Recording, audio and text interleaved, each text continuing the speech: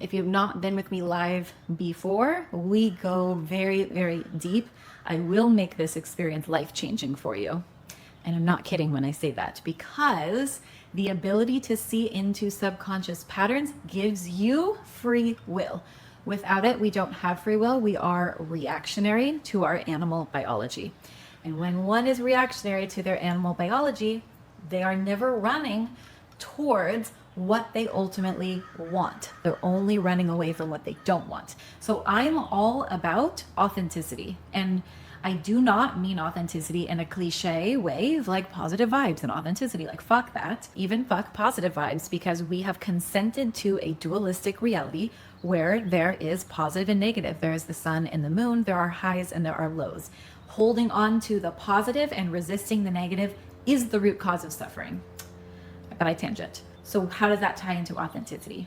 Authenticity is also about biochemical authenticity, about sexual authenticity. Authenticity is about you aligning your thoughts, words, and actions to the truth of any given moment, no matter how unsavory it is. So authenticity is not, okay, this is what it is not, and I do not recommend that you do this, and we can dive into it. Do not recommend you do positive affirmations. That is inauthentic most of the time. And it actually creates the opposite of what you're wanting in your life. Because your brain, your thinking brain, which is attached to words, your verbal sense, has a very limited scope of reality. It's looking at it from a very narrow lens. The body has this whole host of information. The body is actually where the emotions exist. Okay, so if you are to speak on stage and you feel nervous, you could literally be like, yeah, Kate, I can take my hands. This is always the thing about emotions. I can take my hands. I feel nervousness here. You can point to it. Or maybe I feel nervousness here. If you've ever lost somebody or been heartbroken, you can take your hand. I feel pain in my chest. It's a somatic location in the body. So the body is what houses emotions. The mind is what houses thoughts. And here's where people mess up with positive affirmations and the broad scope of spirituality and self-help and self-development. And the only reason I know this is because I have tripped upon this same stumble so many times that I do not want you to make the same mistake. It is unnecessary. I've already made the mistakes. So you just don't have to do it.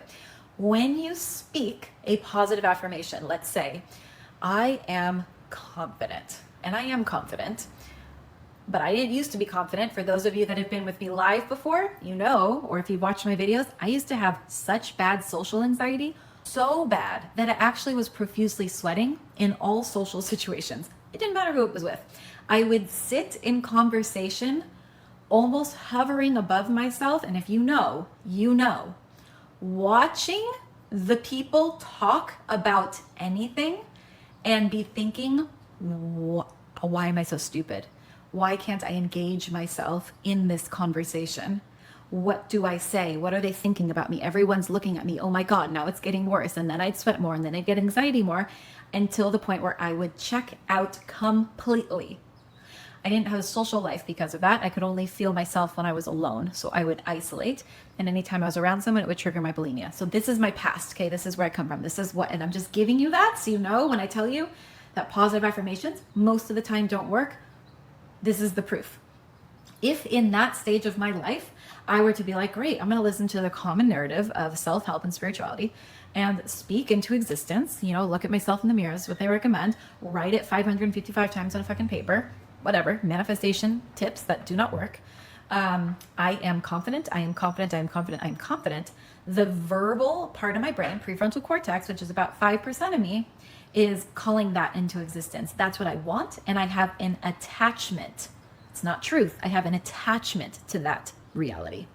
However, the 95% of me, that is the body is the subconscious. It houses the emotions, kind of getting a bigger picture here. The body, I'm going to look at that and be like, bitch, no, you're not.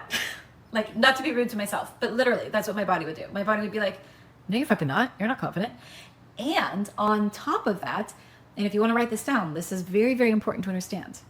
Everything that the body generates, every thought, every belief system, every behavior, every single thing is there for a positive reason. It's there for a positive intention. So if I, at that point in my life, I'm struggling with social anxiety and I have a desire to be confident, and I try to activate that desire through positive affirmation, and I say, I'm confident, I'm confident, I'm confident, the body's going to say, no, you're not.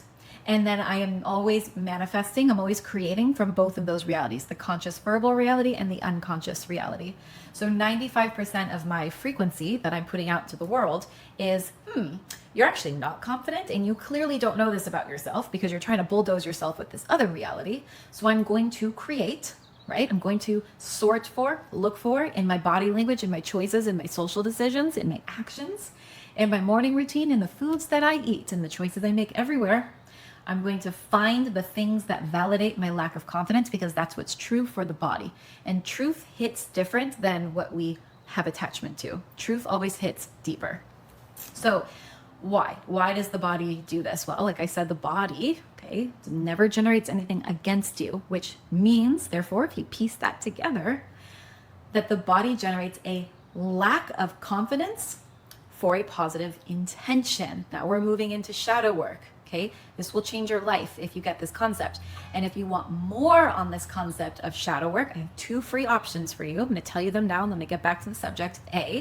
Go to my YouTube channel, subscribe to my YouTube channel, 0 cost way to support me. Even if you're not going to watch that video, 0 cost way to support me. Go to my YouTube channel, watch my video titled The 4 Steps to Heal Any Emotional Trigger.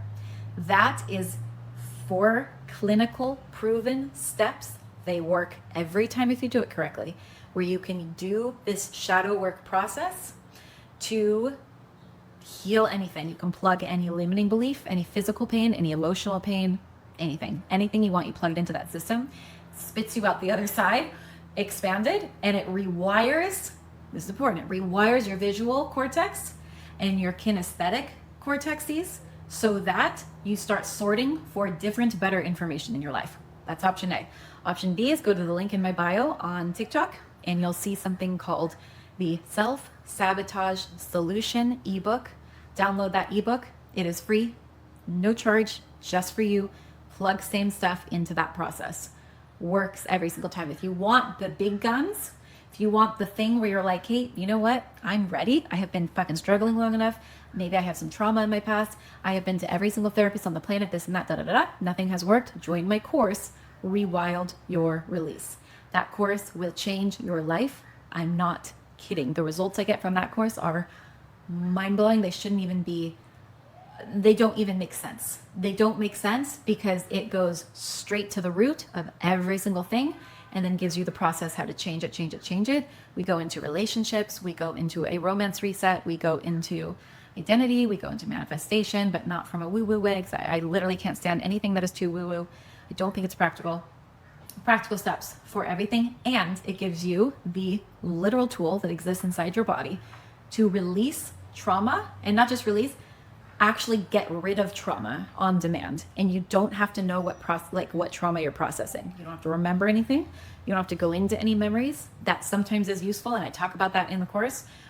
But you can actually just do it in 20 minutes. And I'm not saying that as a gimmick, anything. I'm literally telling you that because I believe that all humans need to have access to this information to know that their mammalian body has the capacity to process that trauma, but you've been socialized not to. I teach all of that. That's what's going to change your life. That's what helped me get over bulimia. That's what helped me not have social anxiety. That's what helped me do what I do now, where I can speak about these things and it just comes through me because I've lived it. And I have that in my course, Rewild Your Release. Again, link is in my bio. Let's go back to the confidence thing. And I'm gonna look at your questions and we will get around to face reading. Okay, so the confidence thing. The body always generates something for a specific reason. There's always a positive, loving intention. You exist. If you remember nothing else of what I say, I have to get really close and up in your face. You exist in a state of self-love 100% of the time. It is impossible for you to not exist in a state of self-love. The things you might be doing, you may not like. Okay, that's a different story. But the body exists in self-love. The body always has a positive intention. So what might be the positive intention for not being confident, right? You want to be confident. Why would the body not want that? This is where it goes back to inner child work and to shadow work, because if that is the case, at some point in the past, generalization here, but probably childhood. Another generalization, probably before the age of 7. So between the ages of 0 and 7, because this is when we have the most neuroplasticity. That's just the brain's ability to rewire itself. Between the ages of 0 and 7, we're like a sponge. Okay, so things are happening externally, but we don't have the discernment to say, yes, I want to bring that in as a part of myself, and no, I reject this as a part of myself. We're constantly learning and interpreting, placing meaning on the things happening around us, whether they're good, right, wrong, ugly, otherwise, whatever, it doesn't matter. And we're making meaning about what that means about us. So parents could be arguing, trauma could be happening, something could be happening to me, and the child brain goes, okay, must be what life is. And because the child has zero empowerment to have control over external events, I mean, in zero most of the time, maybe sometimes a little bit of empowerment, not often.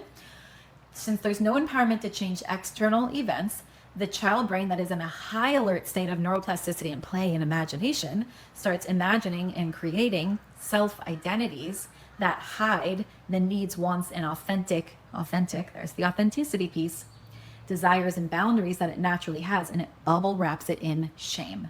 Bubble wraps it in grief, bubble wraps it in fear, bubble wraps it in sadness, and then it shoves it way down into the subconscious, into the body, and creates a mask. And then the mask becomes the identity. So going back to the confidence example, I have not forgotten.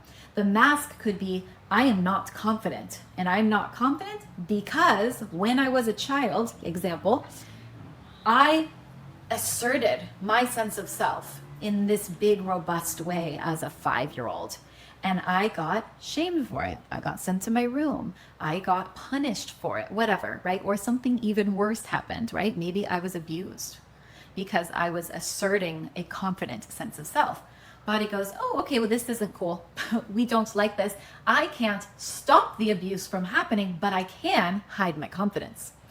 And so it wraps it up, it stores it away. And then I'm the mask of somebody who is not confident.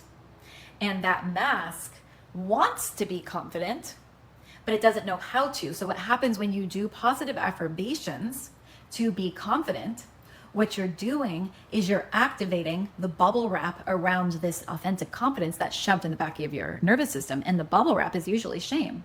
And that shame usually repels you from being confident, because shame is the social function of remaining a part of a tribe.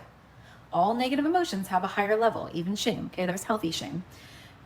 Healthy shame would be like, this is why I don't take off all my clothes and go to the grocery store. I have healthy shame because that's not what we do. I would be shunned, and that'd be weird, right? Maybe, desirable for some of you listening, but I'm not going to do it because of the shame. But then we have unhealthy shame, and the unhealthy shame says, I love you, and therefore, we're not going to be confident because the last time we did that, I was vulnerable to abuse, and I love you so fucking much. I don't want you to be abused, so I'm going to shut down your confidence. I think I just tied that together full circle, but if we have questions, let me know. That's why positive affirmations don't work. Now, if you are using positive affirmations and you're finding benefit from them, please keep going. Please keep doing that. Do not let what I'm saying stop you from doing something that is actively working in your life. I'm just saying for the majority of people, positive affirmations don't work for this reason, because they actually operate as an agent of self-hate. If I'm saying I am confident, but my body doesn't believe it, and my body's loving me and protecting me from that confidence, and I'm bulldozing the body, I am existing in self-hate. So what do we do with this? Same things as before. Go watch my video on YouTube, The 4 Steps to Heal Anything. Download my free ebook, The Self-Sabotage Solution, if you really want the big picture of this, because this is I have an hour here with you. This is a fraction. This is and I give to you as much as I can. You know this. I will give it all to you as much as I can here while we're together live. But if you want the really full process, if you want to change in 1 month's time and come out the other side saying, I literally feel amazing, I'm seeing more color, these are the kind of results I get from this course. I can't even logically explain what just happened, the synchronicities just aligned, like it didn't make sense. I feel more confident than ever before. I just feel good. Then buy that course. That's Rewild Your Release. And I'll put the links are in my bio. If I post this to YouTube, I will also put that link somewhere.